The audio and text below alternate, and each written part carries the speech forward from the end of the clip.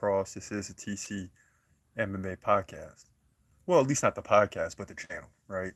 I know you've seen the podcast, how we do it, things of that nature, but this is what it looks like outside. I mean, this is where it goes down. I mean, not much. We're outside in the elements. We got cars driving by. We got kids playing. We got all this type of stuff, and we're trying to make videos a lot of times. So it's always fun when trying to do that. But we're going to get into some topics like about Hamza. Of course, that's an ongoing topic. When is this guy fighting? We're going to do some UFC 298 predictions for you live here.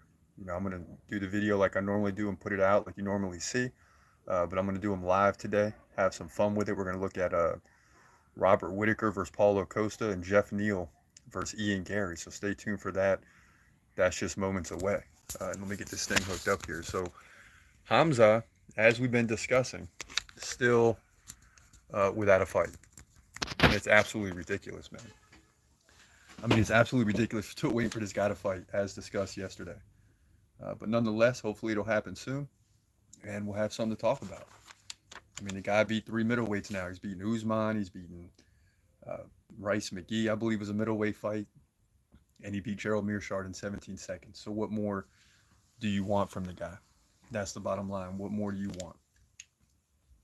You want to see him fight a top contender? So do I. I want to see Hamza fight a top contender. I want to see him be in the mix. And the question really for Hamza is, what the heck is taking so long, man? What is taking so long? At this point, okay, you're probably not getting a title fight. Hamza is going to have to get over it. I mean, we all want to see the guy fight for a title. But the reality is that's probably not going to happen at this point. He's going to have to take a top contender fight against a Jared Cannonier or Marvin Vettori or something like that.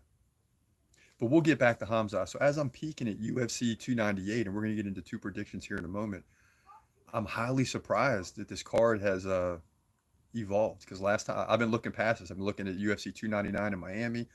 Of course, UFC 300 is a big one. Of course, Conor McGregor hopefully fighting Michael Chandler for International Fight Week in July. So hopefully all those things are coming up. And I kind of looked past UFC 298 when this thing was announced back in December because the card didn't look great to me. But now that we're getting closer, it's looking better, right? You got Volkanovski and Topuria at the top. Co-main event, Whitaker and Costa. I'm kind of interested in that because that's kind of like a title eliminator. Even though every fight is a title eliminator. If Paulo Costa loses that, forget about it. If Robert Whitaker loses, forget about it. So that's a must-win for both those guys. Jeff Neal and Ian Gary in fight 3. Ian Gary's undefeated. That's going to be a nasty fight. And then Merab Dvalishvili versus Henry Cejudo. What? Too bad we're not getting to that prediction today, at least on the live stream. So that's going to be a good one. Then you got Anthony Hernandez, Roman Kopylov, Amanda Lemos, Mackenzie Dern. I like that one. Brazil on Brazil. I always love when it's Brazil on Brazil. Why not? Brazil's going to win one way or the other, but it's always a great technical fight. Takedown defense, takedowns, submission attempts, striking, when you got Brazil on Brazil. Heavyweights, Marcos Rogério de Lima versus Justin Tafa, Rinya Nakamura versus Carlos Vera, Zhang Mingyang versus Brenson Ribeiro. Don't know too much about those guys. And as we go down the card, I see Andrea Lee versus Miranda Maverick to kick this things off. So I'm liking this card now. Especially when you look at a pay-per-view event, you go to Fight 7. Okay? And Fight 7's not great, but it's a heavyweight fight with De Lima and Tafa. So that's going to be intriguing. Then when you get to Fight 6, things really heat up. So, UFC 298 is evolving. But let's get into a fight prediction right now. I'm going to do it like I normally record it for the channel, but you'll be live with me throughout. So just be patient as we tune this thing up. And the way we do it is I don't really, maybe we'll discuss it a little more today before I get into the prediction, but I normally don't look at much. I normally just get into, pull the stuff up, get it tuned up, and hit record and go through my little process and make a decision at the end. So I have not made a decision right now for Robert Whitaker and Paulo Costa. And it's a highly intriguing fight. Highly intriguing fight. That could really go either way. So let's just get into it. Here we go. In the middleweight division at UFC 298, you got Robert Whitaker taking on Paulo Costa, and which is obviously a title eliminator fight. Neither guy can really afford to lose this fight. Robert Whitaker, 25-7, 2-1 favorite. Paulo Costa, the Brazilian. In case you forgot, this guy's 14-2. I'm surprised by that record. I didn't realize he was 14-2. Wow.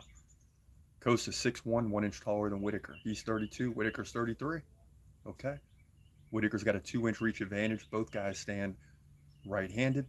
Paulo Costa is more active, 6.5 significant strikes per minute to 4.5 for Whitaker. So if you say, hey, this fight goes 3 rounds, you're looking at a 30 significant strike advantage for Paulo Costa. That's crazy. Takedown game really non-existent for both fighters. Whitaker will get one like every 4 rounds. Costa will get one every 6. So it's likely that there's no takedowns in this fight. But if there are, Whitaker has an 82% takedown defense. Costa 79. So even more likely not to have any takedowns in this fight. Now, Robert Whitaker has lost 2 of the last 3 to Adesanya and Duplessis, former champ and current champ. So might as well wipe the slate clean there. He did beat Marvin Vettori by decision and beat Kelvin Gastelum by decision. Now, Paulo Costa was supposed to fight Khamzat Chimaev, but he ended up not doing it, right? He had to pull out. But he did beat Luke Rockhold in his last fight by decision, and his only 2 losses in his career after starting 13-0 was to Marvin Vettori, decision, and KO by Adesanya. So we really haven't seen Paulo Costa in a while. And I think that's why he's the underdog. Because when you look at the numbers, as I usually do, and I usually go with the numbers unless I have a gut instinct, that's why this prediction is very tough. But you look at the numbers, Paulo Costa lands 2 more significant strikes per minute. 30 over the course of 15 minutes. How is Robert Whitaker going to deal with that? Robert Whitaker, to me, is going to have to get a finish here. The first round is going to tell us everything. And Robert Whitaker has not performed well. He's gotten KO'd, but against the champion and the former champ. Robert Whitaker once ruled this division. It's a whole different division now with Khamzat Chimaev in the mix and Bo Nickel on the rise and all these guys. So Robert Whitaker cannot, if he loses his fight, the career is in jeopardy in terms of ever fighting for a title again. I can tell you that right now. So his back is against the wall. But on the other hand, Paulo Costa is getting tired of hearing the noise. He pulled out of the Khamzat fight. He lost 2 fights in a row to Vettori and Adesanya. That wasn't a good look. This guy's had a lot of time to train. And I think he's going to come in serious in this fight. And he's 1 inch taller. He's given up 2 inches in reach, but he's more active. Man, I tell you what, forget the odds here. I'm going to have to go with Paulo Costa. As much as I like Robert Whitaker, I'm going to have to go with Paulo Costa to outstrike Whitaker, avoid the KO, and win this thing by decision. Look for round 3 to be ridiculous. As both guys know they can't lose, and it's likely 1-1 going into round 3, I think Paulo Costa pulls it out. He's got more of an upside right now. We know what Whitaker can do. Paulo Costa has a chip on his shoulder, and I think that chip is going to carry him to a victory. He's going to move to 15-2 with the decision win. In my opinion, he's going to lead by 20 to 30 significant strikes to move to 15-2 here, middleweight division, UFC 298. Yeah, so that's how you do it, man. That's how we do the prediction, and we just go just like that. Not looking at the numbers before the prediction, getting into it, making a decision, and then sticking to it. So we got Paulo Costa, and we got Alexander Volkanovski. It's a lock. It's official. Remember last week we made the mistake and we're rooting for Roman Dolidze last week, and then realized afterwards we had actually picked Nazaruddin Imavov. So once the prediction is in, it is official. Even if I'm wrong later, it is official, whatever the prediction is. So Paulo Costa, Volkanovski. Next up, Jeff Neal and Ian, the future Gary. Tell me that's not going to be a highly interesting fight, because Jeff Neal always brings his A game. He's not great. He's going to have to be great to beat Ian Gary, but let's get into that one right now. Here we go. In the welterweight division at UFC 298, you got Jeff Neal coming in at 14-5, taking on Ian Gary, a perfect 13-0. This guy is ridiculous. He's 4 inches taller at 6'3". He's just 26, not even in the prime window just yet. Jeff Neal, 33. He's exiting the prime window, but he's still there. Both guys, 75-inch reach. Jeff Neal, left-handed, southpaw. Ian Gary, opposite stance, right-handed. Both guys very, very active, right? 6.7 significant strikes per minute for Ian Gary, 5.2 per minute for Jeff Neal. So Ian Gary's got a slight advantage there, although it's very close. Neither guy really likes to get takedowns. They might get one like every 5 or 6 rounds. Now, hands of steel with Jeff Neal, 87% takedown defense. He lost to Shavkat Rakhmonov, but who doesn't? By submission. He beat Vicente Luque before that in 2022. That was a real deal, Vicente Luque, right? Beat him by KO. He beat Santiago Ponzinibbio by split decision. So he's got 2 big wins in the last 3 fights, and really you can't discount him for the submission against Shavkat. That came in round 3 and nearly got to the end of the fight. Now, Ian Gary, 69% takedown defense, even more of a reason why we're not going to see takedowns. He's never lost, obviously. He's undefeated. Beat Neil Magny by decision. Beat D-Rod, Daniel Rodriguez by KO. KO'd Song Keenan and beat Gabe Green. But do all these add up to a victory for Ian Gary? Ian Gary is going to continue progressing up the ladder. He's going to continue moving up. And at some point, he's going to meet his match. But that's not this fight. As good as Jeff Neal is, and as big of a test this is going to be, I think Ian Gary pulls this thing out in the 3rd round, maybe gets the finish. I'm not too sure about it. But I do know one thing. Ian Gary is going to pull this thing out to move to 14-0. He's just a better fighter. I'm a little worried about the activity of Jeff Neal. I didn't realize it was over 5 per minute. That's well above the UFC average. So he's going to, they're going to throw hands back and forth. This is a great fight at UFC 298, but Ian Gary, aka the future, is going to pull this thing out. 70% takedown defense, 6.7 significant strikes per minute. Forget about it. He's moving to 14-0, in my opinion, here in the welterweight division at UFC 298. All right, so there you have it. So we got Ian Gary, right? We got Alexander Volkanovski, and taking a chance on Paulo Costa. I'm really not too sure about Paulo Costa. I'm really not too sure about Paulo Costa winning the fight against Robert Whittaker, but that's my pick. I wouldn't be surprised if Robert Whittaker pulled this thing out, because you're dealing with 2 guys in the co-main event whose back is against the wall. If Paulo Costa starts 13-0 and then loses 3 of the next 4, which could happen with a loss here, he'll never get back to the top. If Robert Whittaker loses this fight, he'll never get back to the top. So you have big implications in this co-main event, and I'm really excited about this card now. And of course, this isn't this Saturday, it's next Saturday. So a lot to look forward to here. We can get past this, then we get to UFC 299 in Miami. Then that's over, and 300's around the corner, of which we still don't have a main event, unless it popped out today and I didn't see it. So if there's a main event for 300, please let me know, because I must have missed it. But I'm sure my phone will be dinging with notifications when that happens. It'll be hard to miss. But yeah, some good fights coming up. We're on a 10-week stretch, I think, something like that. And we'll see. Let us know in the chat what you think about those predictions. Paulo Costa over Robert Whittaker, agree or disagree? Ian Gary over Jeff Neal, agree or disagree? And you might look at Jeff Neal and say, oh yeah, Ian Gary's going to whoop him. But Jeff Neal's a bad dude, man.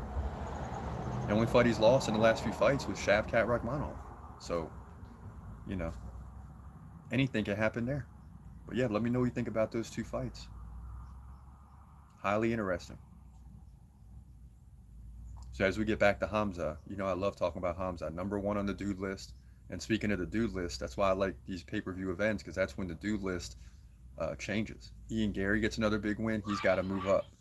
Volkanovski wins. He kind of stays where he's at. If he loses, man, we got to put Topuria way up there. I know Topuria's in the top 20 right now, but he's going to have to be in the top 10 if he beats Volkanovski. And is this the breaking point? This is what we're going to get into in the next podcast, but is this the breaking point for Volkanovski? Like, is this the point where he's starting to get older and you got younger guys coming and he got KO'd against Islam? Yeah, it's in a lightweight division. But is this the breaking point for Volkanovski where he's actually going to fall? It's hard to believe, but if he does, he'll never fight for the lightweight title again. He might not anyway. And the featherweight division is going to be in the hands of Topuria. And, maybe Volkanovski gets a rematch because he's a longtime champion. I don't know. But if Topuria wins, it's going to kind of be like Leon Edwards. Even in the rematch, Usman dominated the first fight, but you get that belt, you get that confidence. And if Topuria sneaks the belt from Volkanovski, there's no looking back. There's no looking back. So that fight is highly intriguing. And if Volkanovski beats him, I mean, who else is there? He's going to fight Max Holloway a fourth or fifth time? Or I mean, it really, Volkanovski's getting to a point where he's got no one to fight. And he's on record several times as saying, he does not like when there's no one to fight. He likes to have an opponent that he's preparing for and training. It's hard to train when there's no opponent directly in front of you. So it's no surprise that Volkanovski is rebounding from the KO loss to Islam in just about 3 or 4 months. Most champions don't do that, especially when you got KO'd. He's under no obligation to face Topuria this fast. Now, it has been a while since he fought for the featherweight belt, but that wasn't his fault, right? Because the UFC needed a replacement, and he jumped in on short notice to have a chance to win the lightweight belt. And that's the other thing, is he wasn't really prepared for that fight like he was the first fight, and that may have led to the KO. So you can look at it like, man, Volkanovski might be slowing down, or he just got a bad break taking a fight against one of the best fighters in the world on short notice. And that's going to be the storyline going into this thing and coming out of it, whether he wins or loses. That question will be for sure answered. And I'm excited to see what the answer to that question is. So yeah, man, 298, some great fights. We're excited about it. Can't wait. We got a couple more predictions done. We're 3 predictions in out of 12 or 13 fights. So we're there. I mean, we got all the UFC Vegas 86 predictions done for this Saturday night. So check those out. They're posted. And we're just going to continue grinding, man. Got a podcast coming here in either tomorrow or in a couple days. We'll see. Got a little bit of a busy schedule coming up, so we'll see if we can get the podcast in or not. But you can for sure believe we're getting a couple in next week with 298 approaching. But the top 3 is done, man. Ian Gary, Paulo Costa, Alexander Volkanovski, just like that. Those 3 guys will win, in my opinion, at UFC 298. But listen, man, it's been real. We're going to get off here. Hopefully next time we see you, Khamzat Chimaev has a fight. We say that every time, and we come back, and he still doesn't have a fight. So it is what it is. But for now, it's your boy Chris Cross. This is a TC MMA podcast. Have a great day, and God bless. Peace.